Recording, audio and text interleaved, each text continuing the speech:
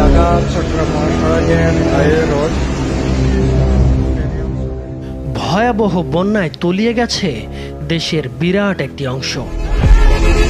মানুষজন এভাবে ক্ষতিগ্রস্ত হয়েছে দেশের 10 জেলার প্রায় 30 লাখ মানুষ। বন্ধ হয়ে গেছে চট্টগ্রামের সাথে পুরো দেশের রেল যোগাযোগ। মহাসড়কে উঠে গেছে বন্যার পানি, সৃষ্টি হয়েছে তীব্র যানজট। অচল হয়ে পড়েছে 11 জেলার 1,500 মোবাইল টাওয়ার। তবে প্রশ্ন হচ্ছে, এত পানি আসছে কোথা থেকে? ভারতের ত্রিপুরা সহ আশেপাশের 6টি জেলায় রেকর্ড পরিমাণ বৃষ্টি হয়ে এসব জেলার বেশিরভাগ এলাকা পানির নিচে তলিয়ে গেছে। অন্যদিকে প্রবল বৃষ্টিপাত হয়েছে বাংলাদেশের দক্ষিণ পূর্বাঞ্চলের পার্বত্য অববাহিকাতেও। পরিস্থিতি মোকাবেলায় মধ্য ত্রিপুরার বিশাল জলাধার ডুম্বুর জলবিদ্যুৎ কেন্দ্রের স্ল্যাব খুলে দিয়েছে ভারত। এতে দেশের 10 জেলার 357টি ইউনিয়ন ক্ষতিগ্রস্ত হয়েছে। এখন পর্যন্ত 2 জনের মৃত্যুর খবরও পাওয়া গেছে।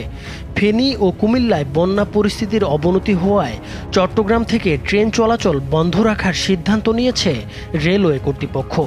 অন্যদিকে ঢাকা চট্টগ্রাম মহাসড়কের কুমিল্লার 14 গ্রাম হাঁটু পানিতে তলিয়ে গেছে। এতে ব্যাহত হচ্ছে সড়কে যান চলাচল। দেশের 11টি জেলায় মোট 1510টি মোবাইল টাওয়ার অচল হয়ে পড়েছে। ফলে এসব এলাকায় মোবাইল ও ইন্টারনেট যোগাযোগ প্রায় বন্ধ হয়ে পড়েছে। একদিকে নেই মোবাইল নেটওয়ার্ক, অন্যদিকে পানির প্রবল স্রোতের কারণে ব্যাহত হচ্ছে উদ্ধার কার্যক্রম। নেই বিদ্যুৎ সংযোগও। প্রয়োজনের তুলনায় অপ্রতুল সাহায্য কঠিন করে তুলেছে সেখানকার মানুষের পরিস্থিতি। এদিকে ভারতের বাঁধ খুলে দেওয়ার প্রতিবাদে ঢাকা বিশ্ববিদ্যালয় সহ আরও 2টি বিশ্ববিদ্যালয়ে বিক্ষোভ সমাবেশ করেছে কয়েক হাজার শিক্ষার্থী। সমাবেশে শিক্ষার্থীরা বলেন, উদ্দেশ্য প্রণোদিতভাবে বাঁধ খুলে দেওয়ায় বাংলাদেশে আকস্মিক বন্যা সৃষ্টি হয়েছে। তারা বলেন, ভারতের সাথে 54টি অভিন্ন নদীর মধ্যে 19টিতেই অবৈধভাবে বাঁধ তৈরি করেছে ভারত। গ্রীষ্মকালে কৃষক চাষের জন্য পানি পায় না, কিন্তু বর্ষায় পানি ছেড়ে দিয়ে বাংলাদেশে বন্যার সৃষ্টি করে ভারত। চারিদিকে এমনিতেই পানি, তখন তারা বাঁধ খুলে দেয়, আমাদেরকে পানিতে ডুবে মরতে হয়। এই হাসিনার ফ্যাসিস্ট সরকার ছিল ভারতের গোলাম সরকার।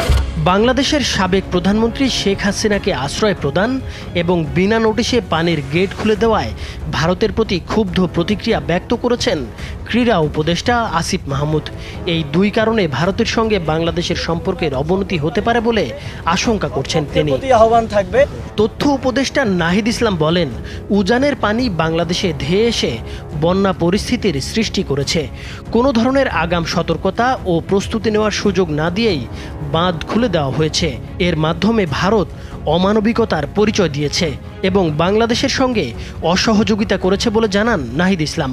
আগাম সতর্কতা এবং প্রস্তুতি নেবার সুযোগ না দিয়েই এই যে বাঁধ খুলে দেওয়া হয়েছে, এটির মাধ্যমে ভারত অমানবিকতার পরিচয় দিয়েছে এবং বাংলাদেশের সাথে অসহযোগিতা করছে। পরিবেশ ও পানি উপদেষ্টা সৈয়দা রিজওয়ানা হাসান জানিয়েছেন, ভারতের সঙ্গে বন্ধুপ্রতিম সম্পর্ক রেখেই তিস্তা সহ অভিন্ন নদীতে নিজেদের অধিকারের বিষয়ে ভারতের সঙ্গে কথা বলা হবে। প্রয়োজনে আন্তর্জাতিক অঙ্গনে যাবে অন্তর্বর্তী সরকার। সবসময় আমাদের নজরদারিতে থাকবে। অন্যদিকে বাংলাদেশে বন্যা ত্রিপুরার বাঁধের পানি ছাড়ার কারণে নয়, বরং ভারত ও বাংলাদেশের বিস্তীর্ণ এলাকায় কয়েকদিনের ভারী বৃষ্টিপাতের জন্য হয়েছে বলে জানিয়েছে ভারতের পররাষ্ট্র মন্ত্রণালয়। বাংলাদেশের বন্যার্তদের উদ্ধারে সেনাবাহিনীর পাশাপাশি কোস্টগার্ড, বিজিবি, ফায়ার সার্ভিস ও স্বেচ্ছাসেবীরা একযোগে কাজ করছেন। পানিবন্দী ও ক্ষতিগ্রস্তদের জন্য 1359টি আশ্রয়কেন্দ্র খোলা হয়েছে। এসব আশ্রয়কেন্দ্রে প্রায় 18,000 মানুষ এবং প্রায় 4,000 গবাদি পশু আশ্রয় নিয়েছে। বন্যা কবলিত জেলাগুলোয় ত্রাণ বিতরণ কার্যক্রম চলমান রয়েছে। 6 জেলায় ক্ষতিগ্রস্তদের চিকিৎসা দেওয়ার জন্য 309টি মেডিকেল টিম কাজ করছে। বন্যা কবলিত সব জেলায় মোবাইল নেটওয়ার্ক চালু রাখার পাশাপাশি দ্রুত টাওয়ার মেরামতের জন্য নিজেদের সব দপ্তর ও সংস্থার কর্মকর্তা কর্মচারীদের ছুটি বাতিল করেছে সরকারের ডাক ও টেলিযোগাযোগ বিভাগ। এছাড়া বন্যা কবলিত এলাকার সঙ্গে সার্বক্ষণিক যোগাযোগের জন্য বাংলাদেশ স্যাটেলাইট কোম্পানির সহায়তায় 5টি ভিস্যাট ফেনীর জেলা প্রশাসকের কাছে পাঠানো হয়েছে। প্রস্তুত রাখা হয়েছে আরও 5টি ভিস্যাট। আবহাওয়া সংস্থাগুলো জানিয়েছে আগামী 24 ঘন্টায় দেশের উত্তর পূর্বাঞ্চল ও এর কাছাকাছি উজানে ভারী বৃষ্টিপাতের প্রবণতা কমে আসতে পারে। এ সময় বন্যা পরিস্থিতি প্রাথমিকভাবে স্থিতিশীল থেকে পরে উন্নতি হবে বলে জানিয়েছে আবহাওয়া সংস্থাগুলো। বাংলাদেশের অভ্যন্তরে প্রবেশ করেছে এবং অন্যান্য কারণ আপনারা জানেন। নাইমুর হোসেন, মাছরাঙা টেলিভিশন।